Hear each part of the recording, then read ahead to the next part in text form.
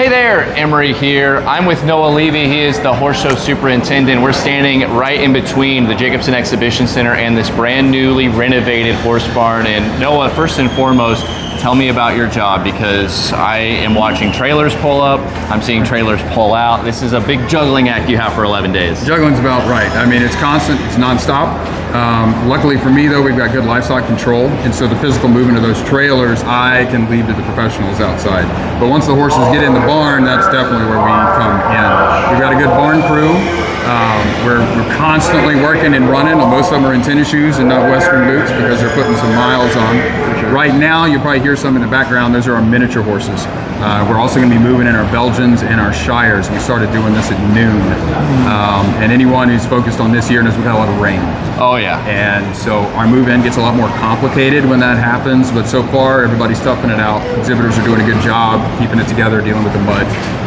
Well, I just noticed anytime you come over here, there's something going on, whether it's a move-in or a move-out, or there are amazing shows that are going on. I know we crowned a horse girl queen, you know, it's just that cowgirl queen. Exactly. Unbelievable environment that you guys have built, especially now that people can come at nighttime and watch all your big shows in the evening. So from your perspective, how many horses do you see on a day-to-day basis get moved in and out, and how many horses would you kind of approximate actually get into the show ring every single day?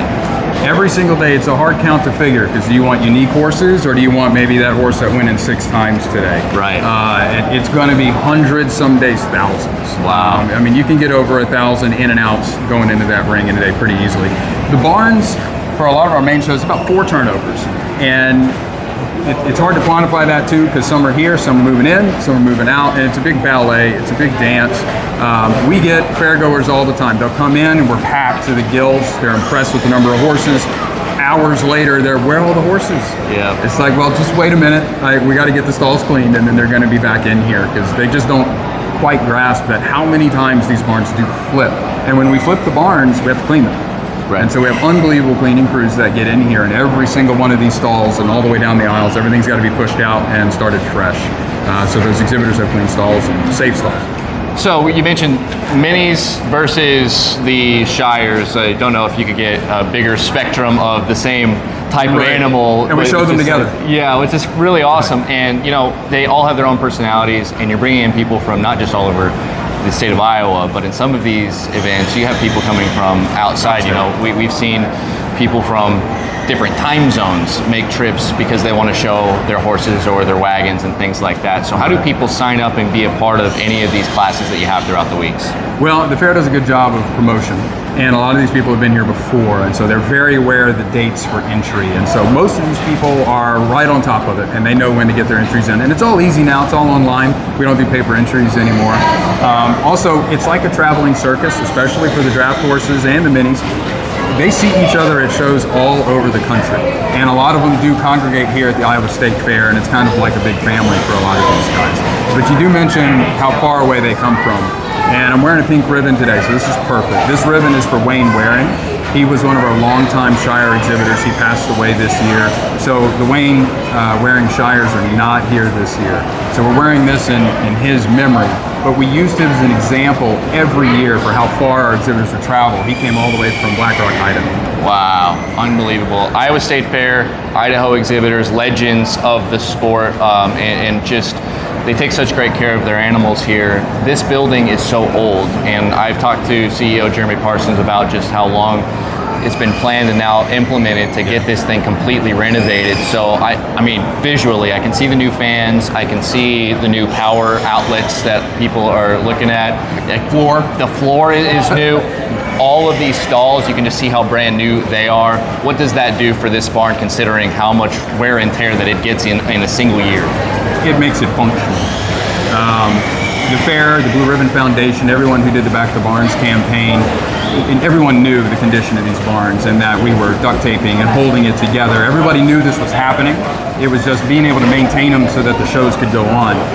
Now, yes, maintenance is going to continue, but it's different. It's a whole different ballgame when you're maintaining new things as opposed to historic and antique things.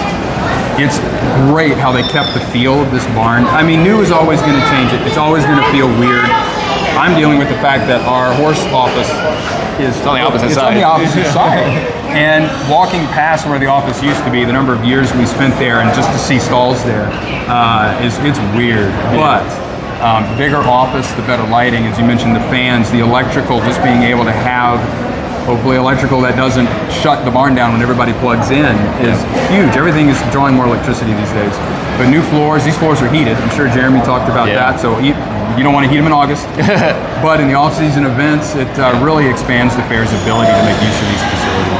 We're very excited. And it's beautiful, honestly, and it's a warm atmosphere now to have people come in for the first time and to see all these horses. Yeah. From you personally, kind of what got you into wanting to be a part of this type of work and be around the horses in this way, and what were some of your inspirations?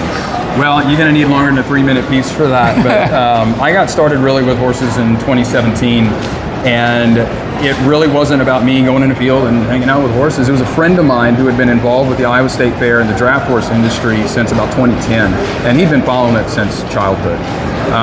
And I did it just to hang out with a buddy. Nice. That was literally it. And one thing led to another, and we've continued to work together. We brought more people into the fold, and before you know it, you find yourself really running the show with an unbelievable crew and staff. It's a privilege. And it's nothing that I would have thought for myself back in 2017, which is really not that long ago. Yeah. But it's been a heck of a ride, and it's going to be awesome to be in a facility like this for the future. We're real excited. Really appreciate it, Noah Levy. He is the horse show superintendent here at the Iowa State Fair. Thank you so much, sir, for the information. Appreciate it. Come back.